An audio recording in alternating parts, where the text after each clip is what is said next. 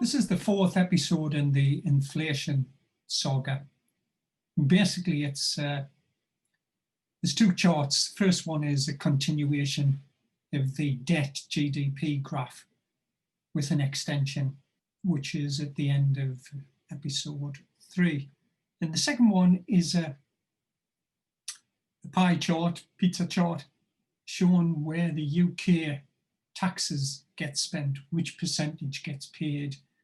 And I'll show you the percentage that gets spent on maintaining, i.e. servicing, same as paying your Visa or your access bill, the charge that the government pays out every year for that.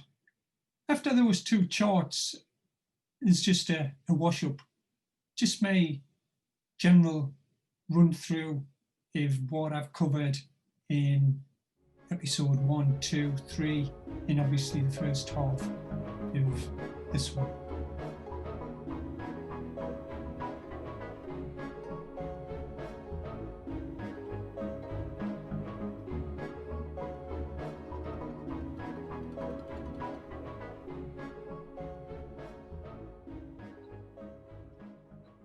What I didn't do, but which I did on the other, was I had taken the numbers from 2000.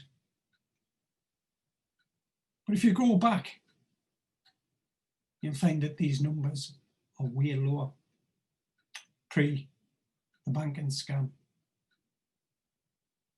This national debt that we're being burdened with is primarily due to the banking scam in 2008-9, in my opinion.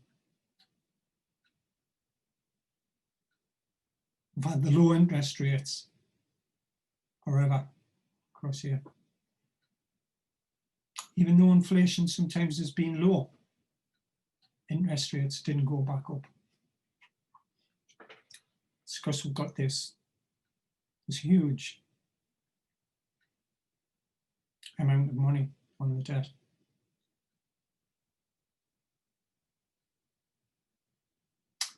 All the Western countries are in the same situation. All the Western countries encourage increasing in the population because it assists them with the GDP, gets the GDP up. And if you get people in who are working age, then the tendency is that they're putting more into the system in taxes than they're taking out in benefits. So it's assisting you. It's assisting you to push your GDP up, and it's also assisting you because the balance between what they put into the system, what they take out, is reduced. How that's going to be affected in the next few years, I don't know.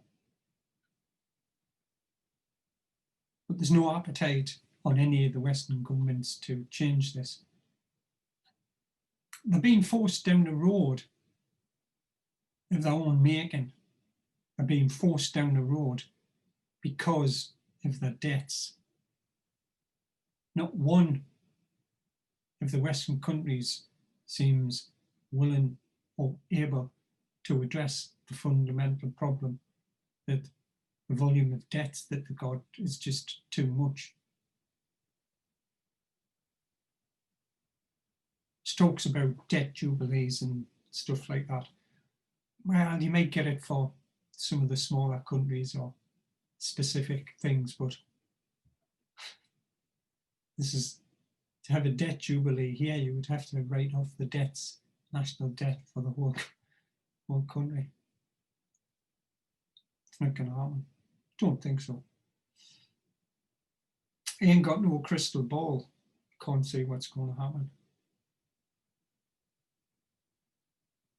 But it's not a good position to be in.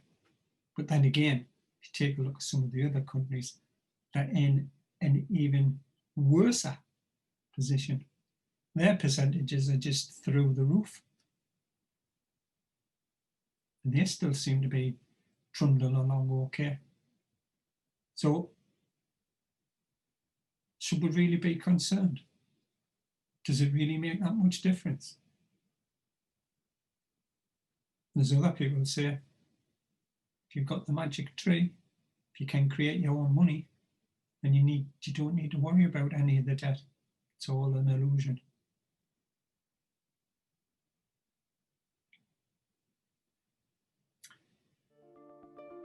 That's it for this graph though.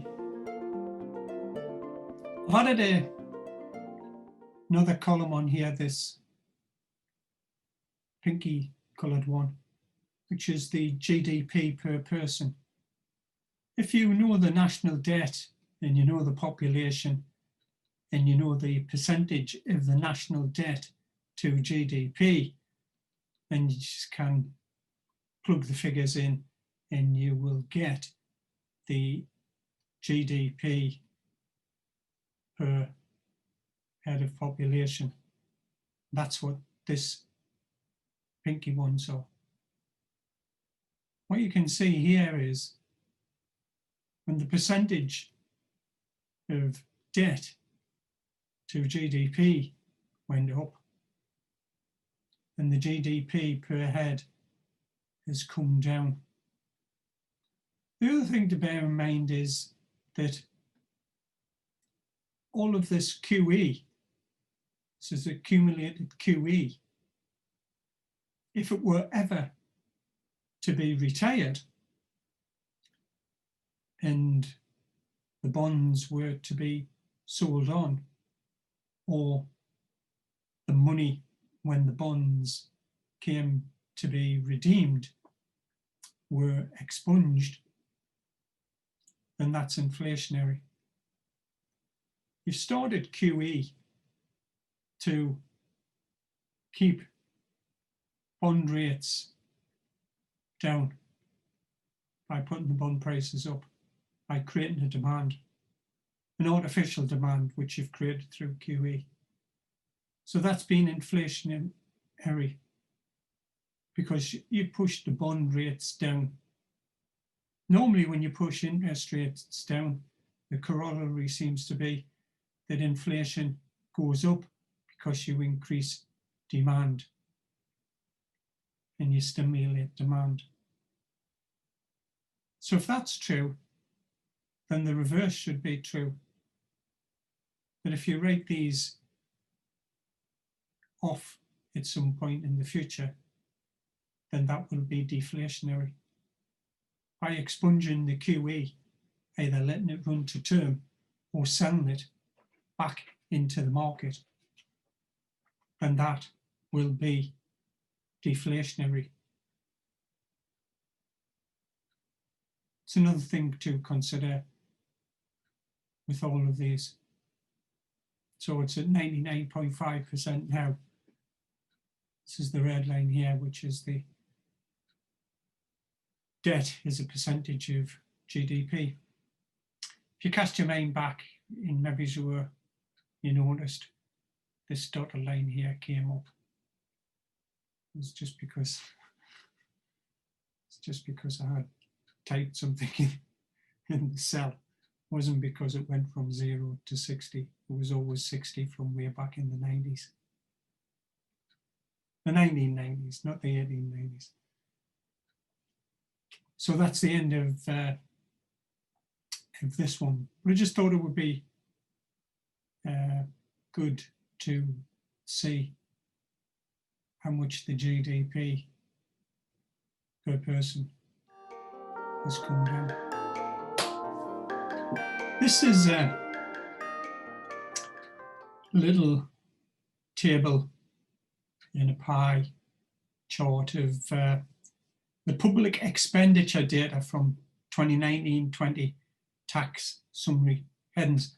Basically, what this is showing you is the pots that the UK government spends on. At the top, welfare, health, state pensions, education, and coming in at number 5, national debt interest. This is just the interest. This is equivalent to your Visa or your Access card statement when it comes in and it says, do you want to pay the minimum £5 or whatever it is? You're not paying any of the debt off. You're just paying the interest to allow you to have had the debt. So the numbers are in billions. A billion, if you're not familiar with it, and the billion is the short term, which both the UK and the US use now, which is 1,000 million. Years and years ago, in the UK, a billion used to be a million.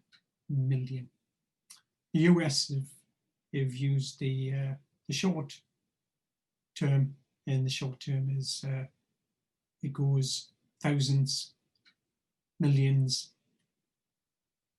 billions.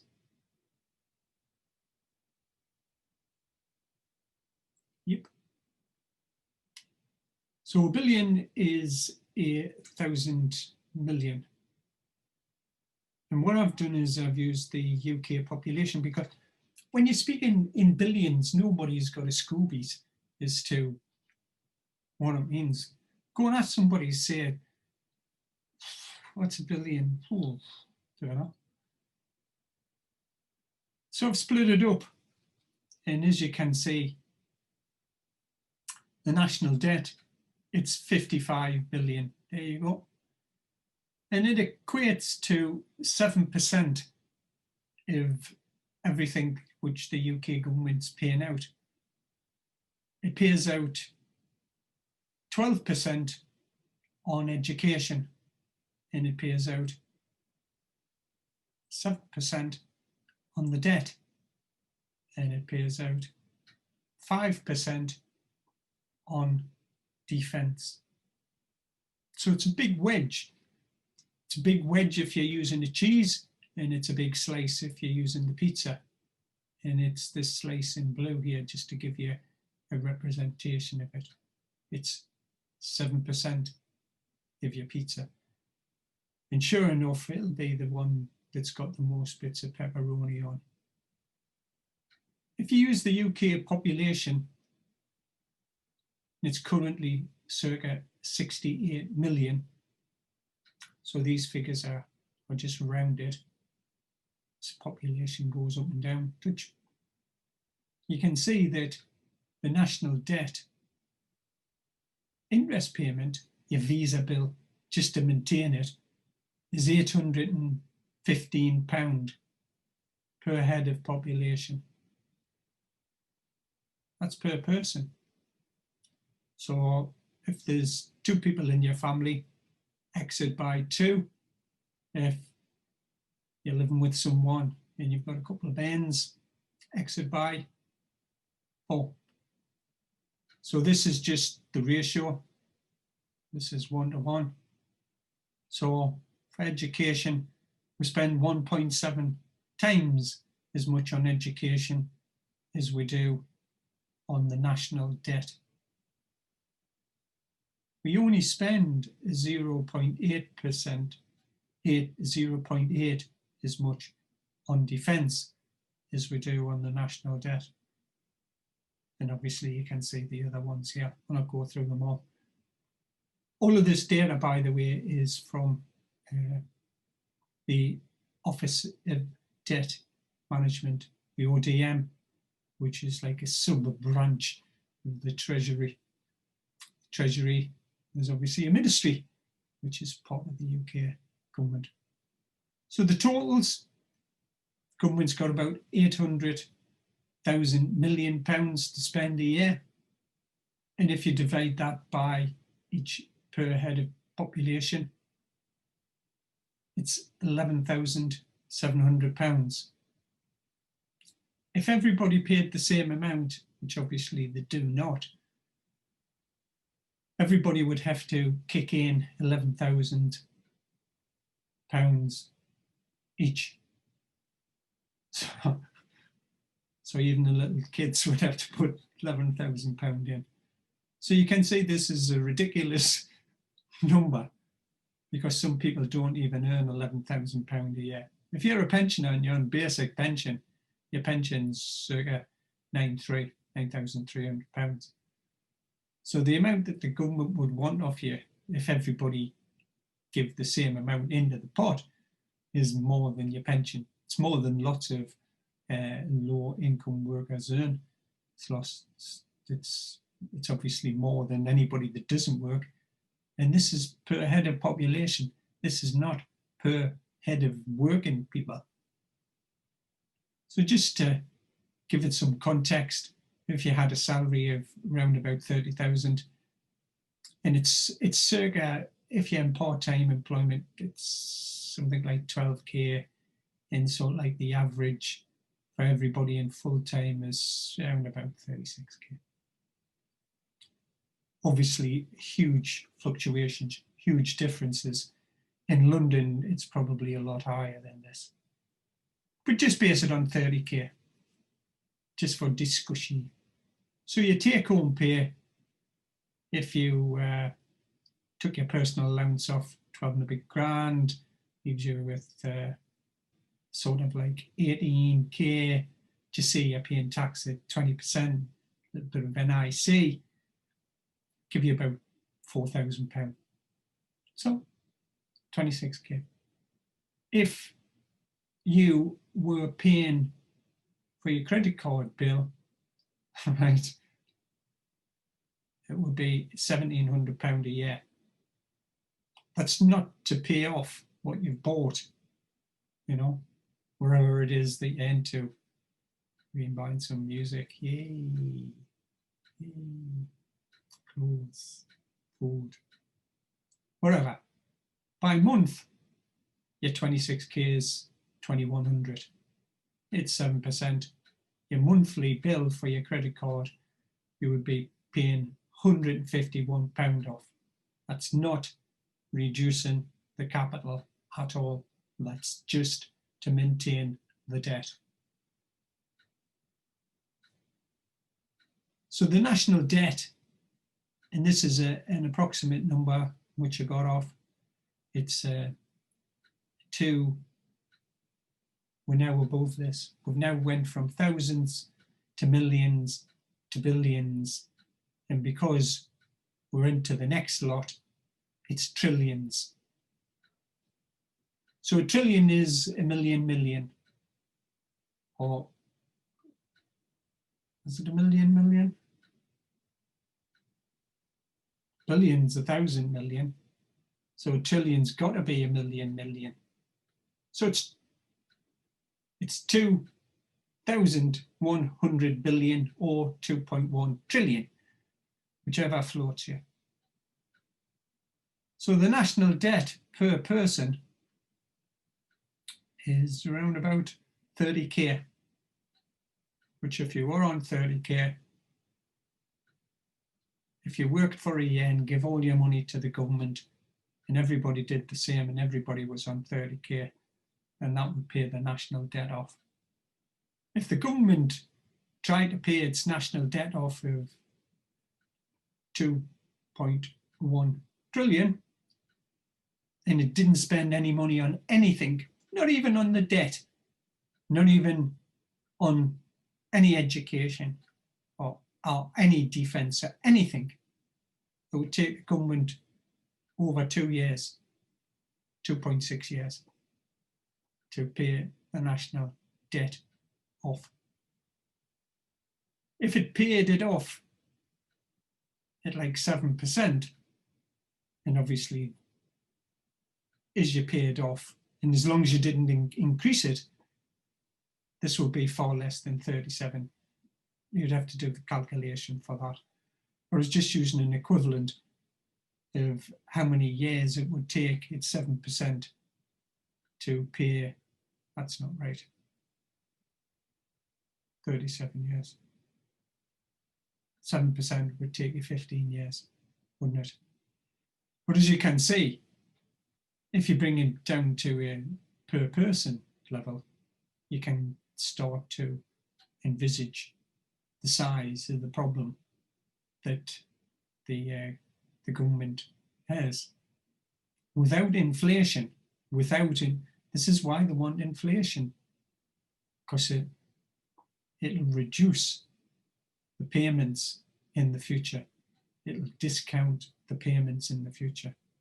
But what happens is, instead of discounting it in the debt going down, the government constantly adds to the debt and maintains the debt at round about the same percentage level. They're forced into the debt now. They've got this huge amount of debt. They've got this low interest rate. Now, obviously, on the gilts, some of them are paying more than this. But you can see if this goes up, this will put this percentage up. You've either got to get more of this in taxes, or you've got to borrow more. You've got to do something, or you've got to start cutting some of this out.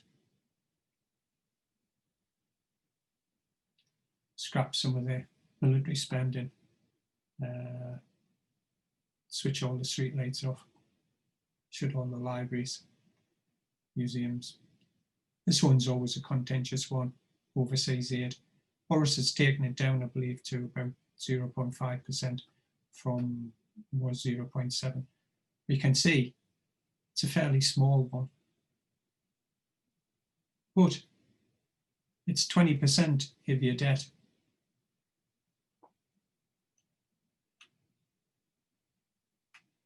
So you can see it's a massive problem.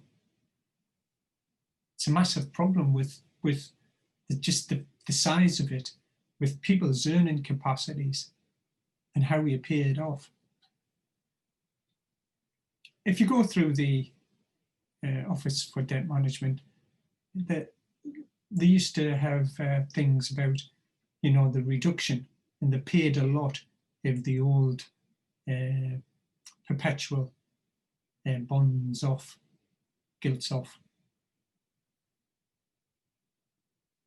But it's a massive, massive problem. There's no concerted effort to ever take this to zero. There's no end game to get to zero, to get paid off. There's an acceptance that there's a manageable level of debt which the country should have all of the time.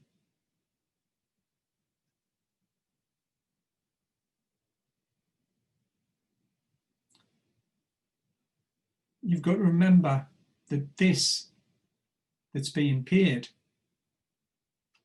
is somebody else's profit.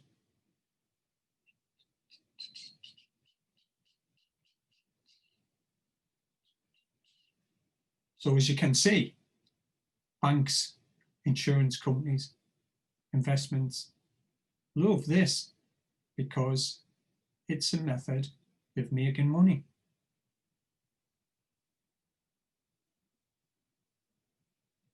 None of the banks or the insurance companies, anybody wanting to stop this.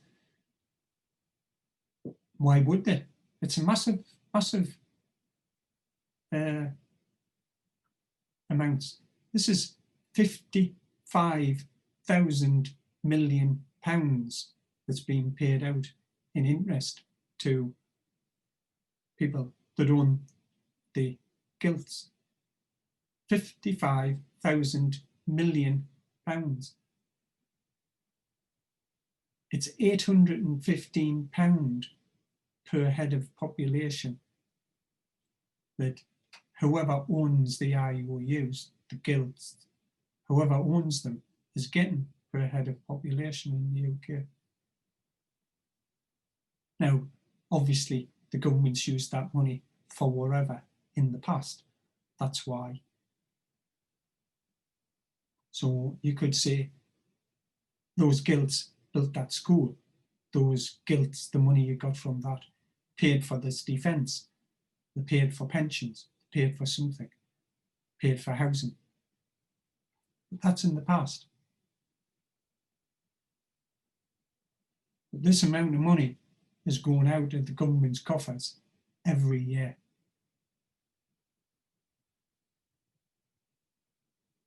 It's the same as yourself. If you want 30k, paying these amounts of money out. Forever. This is forever. This is never going to go away. Anyway, so those are reasonably up-to-date figures, and obviously they'll change as everything else changes.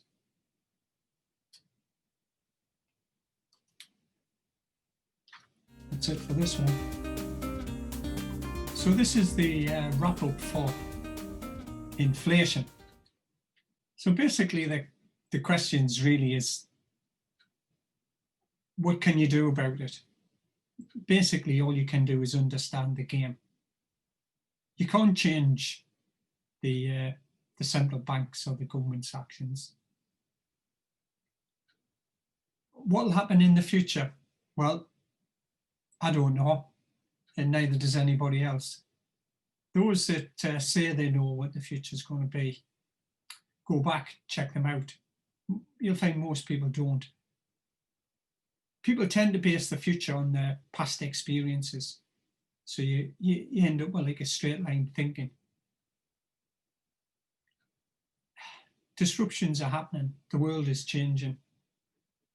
It's changed a massive amount in my working lifetime. But the changes happened slow at the start, the 60s and the 70s. They started accelerating in the 80s with basically computing coming to the fore. It's changed the world. Mobile phones came along in 2007. They were there before, but the first smartphones came along. It's changed the world and it's continuing to change it. AI is happening. There's going to be a redistribution of jobs, and jobs are going to cheaper countries. All of these things are ongoing, but AI is just at the start. I've got no idea. I tend to be behind on these things, but the bits that I look at, the bits that I read, AI is coming. It's two things. What do you do with it, with your money? And what do you do with it, with your job? It's impossible to answer. The only person that can answer that is yourself. Just make yourself aware of things. The possibilities in the future, well, obviously, anything can happen. But really, maybe what you should be looking at is what's the probabilities? What's the likeliest thing to happen? I think that's a more fruitful way of kind of going through it. In the first video, I went through and concentrated on inflation and this 2% for the central banks. And I've called it inflationity, which basically means it's going to be inflation forever.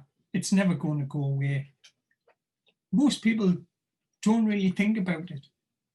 They make decisions possibly with their money not based on inflation per se. It's just there. The real thing about inflation is it's simple. Whatever you've got money-wise is losing value. The purchasing power, P squared, the purchasing power is going down with time because of inflation. What if the inflation spikes up and stays up? Well, really, grab as many assets as you can. Property, gold. I've put crypto in there, but I'm really not sure about this. This is just like, it's all over the place. Foreign sovereign debt. if your country that you're living in goes into inflation, then high inflation and hyperinflation, then the value of your currency is going down. If you hold some of your assets either in foreign sovereign debt or in foreign equity, ETFs, whatever. Like if you hold a world ETF rather than holding all of your money in ETFs in your own country. We'll take Venezuela. If someone in Venezuela had all of their money in Venezuelan currency, and it's absolutely worth next to nothing now, if they had to put money into a world ETF or something similar, or they had put money into gold, I'm not too sure about property in Venezuela. If they had to put it into crypto, the chances are, depending on when, that they would still have more money than if they'd left it in their home currency. Basically, what you're trying to do is get as many of your assets in anything that will retain purchasing power.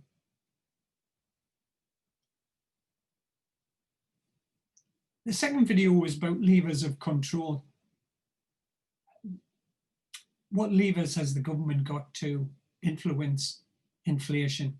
Not just inflation, it has an impact on everybody's lives in the country. I've put here the government has nearly maxed out each of its options. And then at the end I've put, or has it? Because if it maxed out, then you wouldn't be able to do any more of what it's been doing. I don't know what the limits are on it. But on tax, some taxes are going to go up. Why? Well, they always do, you know. But what you can be sure of is that the government can only tax people and have something. This sounds like a reverse argument. It's not meant to be. It's not meant to say, you know, make sure you've got nothing, then you can't be taxed. But, you know, 1% of something is something. And like 100% an out is an out. If you've got an out, it's impossible to be taxed because you haven't got it, but I'm not suggesting that.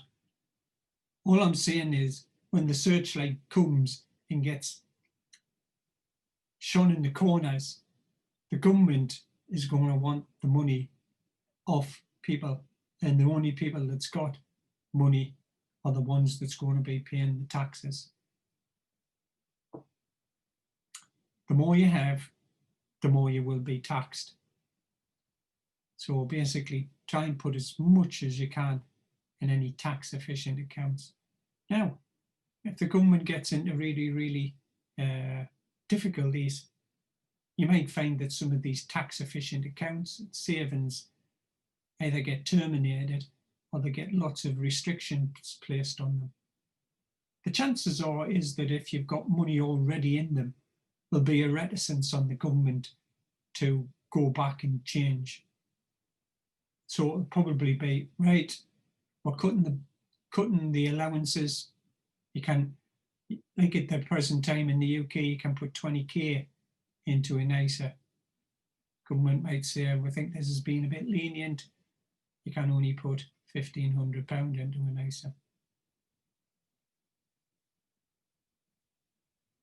I thought I was going to say 10 grand or something. You don't know. I've got no idea what the government can do. But that is a very, very efficient way for the government to get more of the tax take without making you think that you're losing anything by it. If someone was putting the maximum in, then just let's make it 5k because it's an easier to work with. If they cut that down to 5k, then that 15k that was getting sheltered from tax has got to go somewhere. It's then able to be taxed on that 15k. Most people probably don't use the maximum ISA.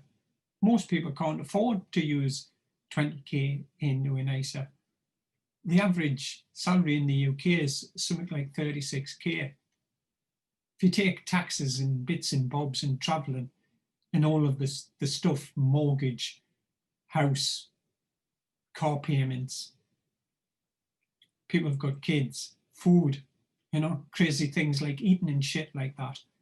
If you take that off, somebody's maybe's only got a few £1,000 at the end of the year. They're not going to use £20,000 allowance. The government puts that tax up, bang. Nobody's gonna change voting habits for that. Other things, other taxes, lots of things can change. I'm just using that as an example. I've got no inside knowledge that will happen. But the government is on the prowl. It's going to come looking for more taxes. The amount of debt in QE that's been racked up over 2020 and continuing into 21, the government isn't going to hang around. It's going to be looking for every devious, underhand way that it can get taxes. And it's already done that. It is just about the tax and everything. If you walk, I'll tax your feet. George Harrison song that. Taxman. Tax is coming. Now, if you can shelter money, shelter it. The chances are that it won't be changed for what you already have in there. The second thing on the government's levers was borrowing. The government's borrowed a lot.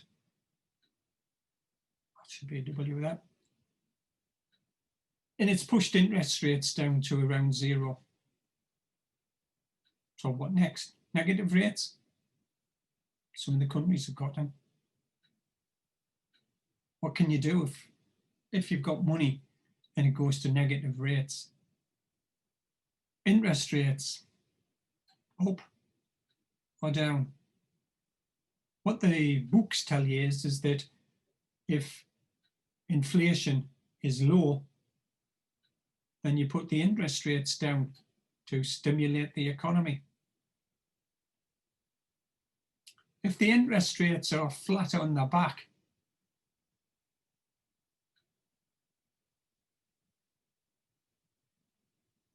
these are them little paddles that you see people putting on in the ER, right? If the interest rates are low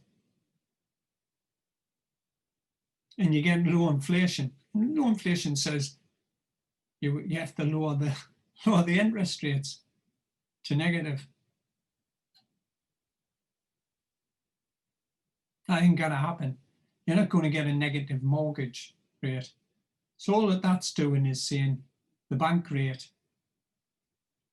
I don't know, -2%, say, in your mortgage rate that you're paying is 3%. If you've got a mortgage, is it better to lock it in, get a fixed rate mortgage for a longer period of time? If you think that the bank rates are going to change or the inflation rate's going to change dramatically, is it better to change to a fixed rate, or is it better to hang about and think, okay, if the interest rates are going to go down negative, maybe I'm better off because maybe my mortgage rate might come down to just 2%. Don't know. It's your personal circs. The only person can answer that is you. And this information won't probably change that. People don't make decisions on what inflation rates are going to be. Most people make it on what the interest rate's going to be, what they can see in front of them. QE, I keep calling it rebar, which is a reverse bond for the asset rich. It's here to stay. They've had QE since the banking scam, 2008-9, global financial crisis. So that's been 8-9 years. Other countries have had it for longer. I've put the medium term 3 to 7 years it's going to be here. I've got no idea. I've got no idea what the economy and everything will be. But what I would say is there's too much money in it now to unwind it quickly. There's too many people making money off of it. And also, if the government was to return all of these bonds for cash and then destroy the cash, that's deflationary. If you increase the money supply, that's inflationary. If you decrease the money supply, then that's deflationary. So wherever it is, the hundreds of billions that are tied up in this, if they were expunged and the bonds sold back into the market and the cash was taken and the cash was put back into the balance sheet and that was magicked away just like it was created, it can be destroyed. I put, the next stage maybe to follow Japan and buy equities. The US is halfway there, really. It buys mortgage-backed securities. Cast your mind back. What caused the banking scam? Did it have something to do with house prices, in mortgages, in tranches, and all the other terms? Did it have something to do with that? And here we've got the American government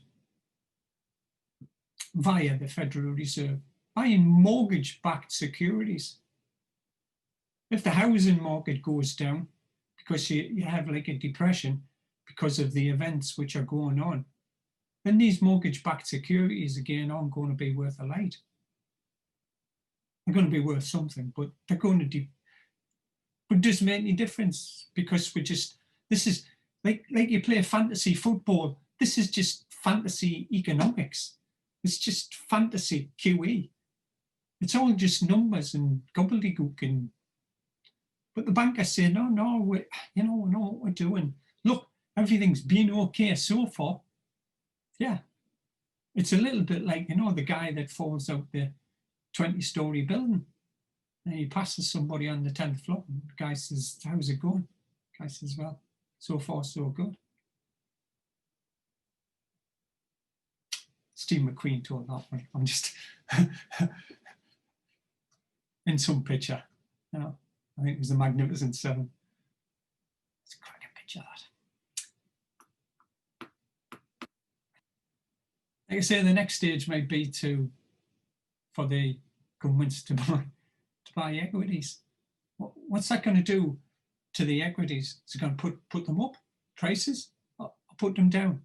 Well, if there's more demand normally means the prices go up. That's what QE is doing now.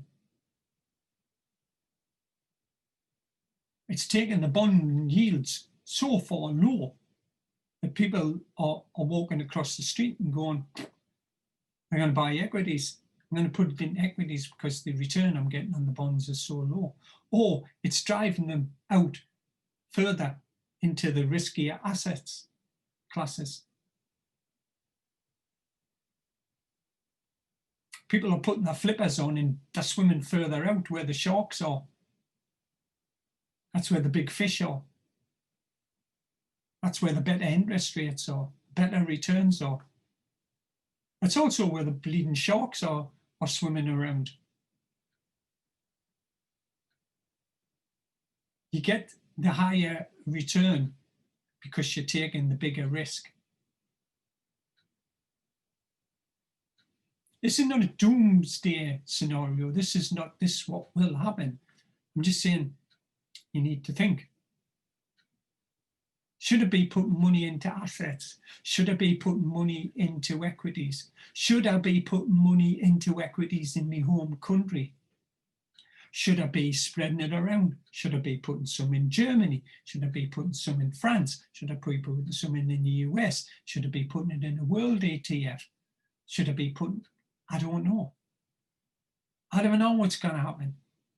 But I'm just saying, you've got all these people trooping into the casino marked, the stock market. The roulette wheels are flying around. Some people have had a quite spectacular 2019 because of the dip, bought it on the dip, shares back up to the moon.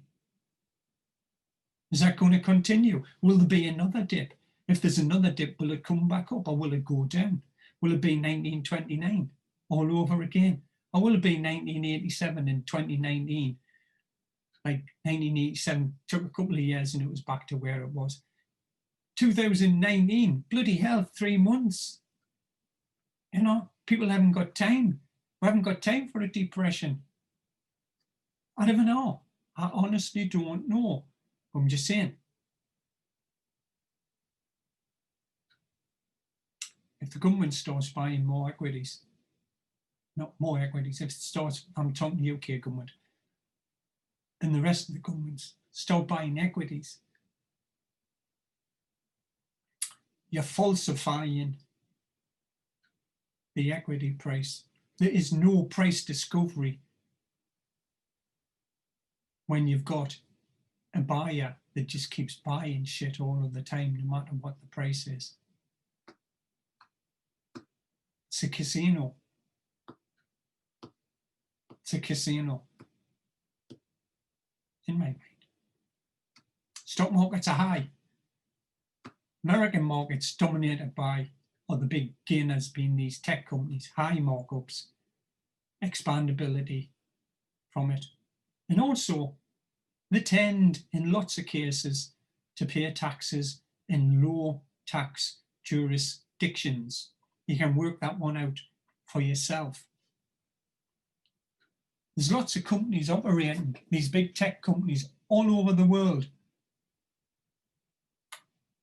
They make profits in countries, but it's basically a head office is somewhere else in a jurisdiction which pays a lower tax rate.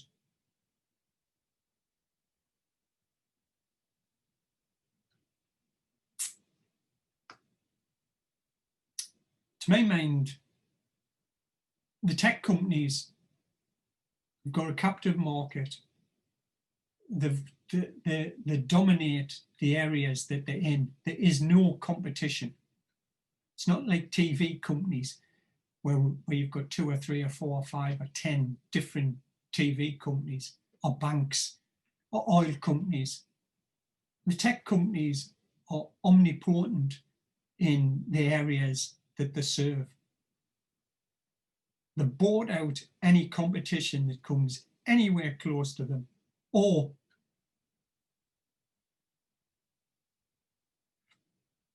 they sponsor legislation to prevent any competition. And some of the tech companies are very, very good. But tech companies dominating the American stock market, that's where a lot of the gains have been. What happens if one of the governments comes along, and I think it's a long shot, to change this, to possibly extract, to get more taxes out of these tech companies? It's a side issue here. Main thing was inflation. But inflation causes something, which causes people to go into the stock market. Yay, let's go into the stock market.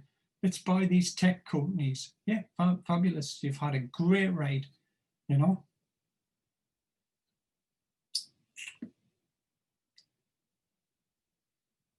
If governments are desperate for money, even though there's a lot of money being put out by tech companies to get legislation which suits them the best. If you've got these big tech companies and their juicy profits and stuff like that, and the government's in desperate straits,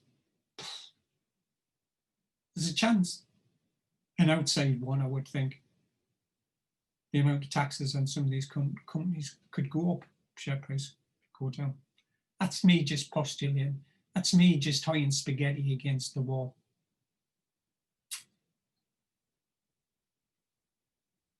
See if it sticks.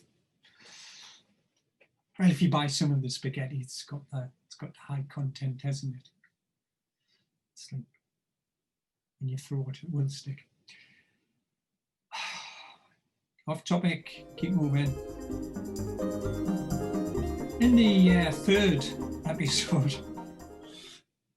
episode, did some graphs and finished them off in the fourth episode, so 3 and 4.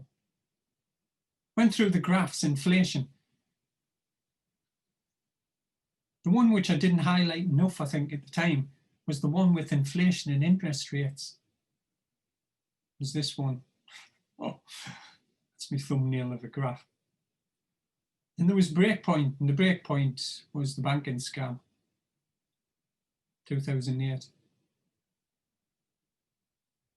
In this one, when the inflation rates went up, the interest rates went up. There was a correlation between interest rates and inflation rates. The inflation rate went, so the interest rate was put up to bring it back down to the mandatory 2%.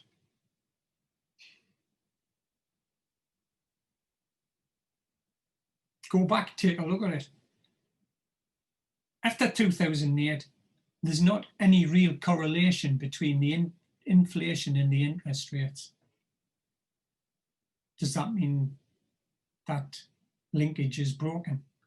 So if we get really, really low inflation rates, just don't change the interest rate. If you own bonds and the interest rate changes up or down, you need to understand the impact.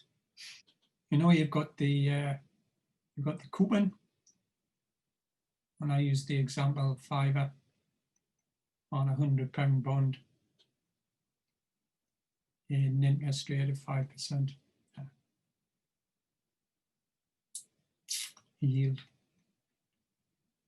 As this goes down, this goes up. As this goes up, this goes down.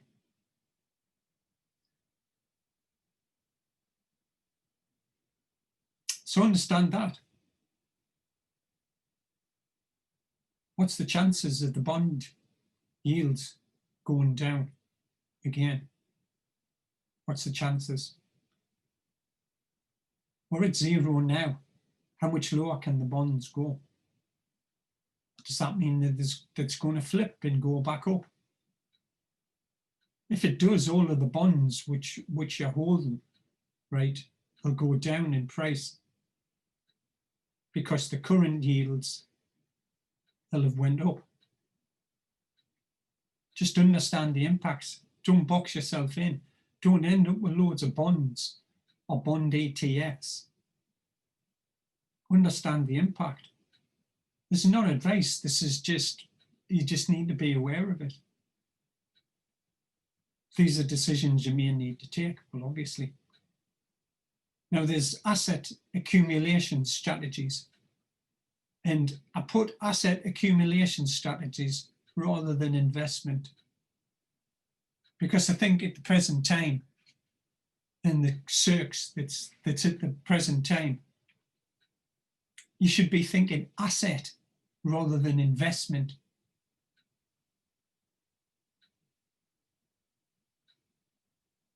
Anything that you can get into an asset will retain its purchasing power. A lot of people are structuring it up to retain capital preservation rather than an increase. They're thinking more of keeping this at 100 rather than the yield or the dividend.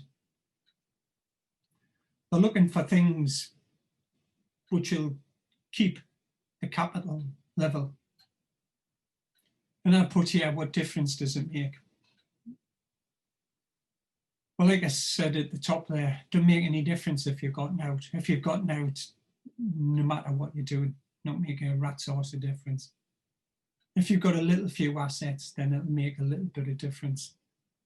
If you've got a lot of assets, can make a big difference. All of this stuff is angled towards either, acquiring assets or maintaining assets. That's all it's about. Like I say, if you've gotten out and you're in a canoe, it's like being in a canoe with no paddle. Whichever way the river goes, you're sitting in the canoe, you just get carried along with it. If you've got a little few assets, well, it's like having a little paddle. You can make a few changes. In all of this, some people will gain and some people will lose. The more sort of game knowledge you have of how these things are structured and how they work, the better chance, no guarantee, the better chance that you may have to maintain some of it. This is not doom and gloom, and it's not end of world scenario and shit like that. It's not saying the stock market's going to blow up and this is going to happen and it's going to be destruction and it's the end of the world. The chances of that happening, is there a chance? Yes, of course there is. Is there a real chance, probability-wise and stuff like that? You probably get long odds. But are some people going to get shafted? Yeah, by all of this, undoubtedly. Why? Because that's the way of the world, and that's the way that's always been. That's the way that it will always be. All you can try and do is try and understand the game. If you understand the game and the rules, how it's being played, you've got a far better chance of not being in a category that suffers. And I put at the bottom there, that's on line 64 when I'm 64. The reverse side is the banks can say, look, we've kept things okay. What you're ranting and raving about, what you're banging on the table about.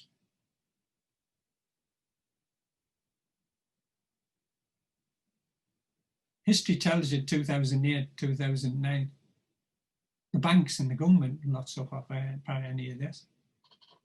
Banks and the government's not going to suffer. It's the population at large that will have to pull up any slack, pay any increase in taxes. So I went through inflation, levers, went through graphs, went through and stuff like that, debt, blah, blah, blah.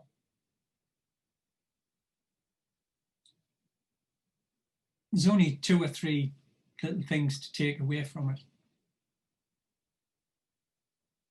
But the 2 or 3 things may or may not affect your decision. Should I go this way? Should I buy property? Should I buy second property? That's an asset. Should I buy gold? Gold's in dollars. It's a dollar hedge. Sorry, it's a dollar proxy. What happens if the dollar crashes through the floor? Price of gold goes down because it's priced in dollars. Or does it go up because the dollars went to shite and gold goes to 5k an ounce? I don't know. People say should diversify, put a little bit in each of them, the pots. Maybe that's a good strategy. But it depends how much you've got. Like I say, if you've got very little, it's not going to make any difference whatsoever.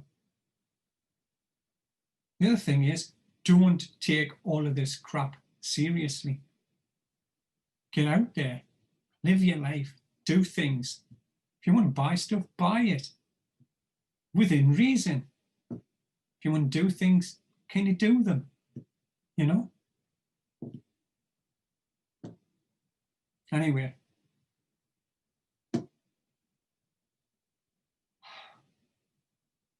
That's it. Hang 10.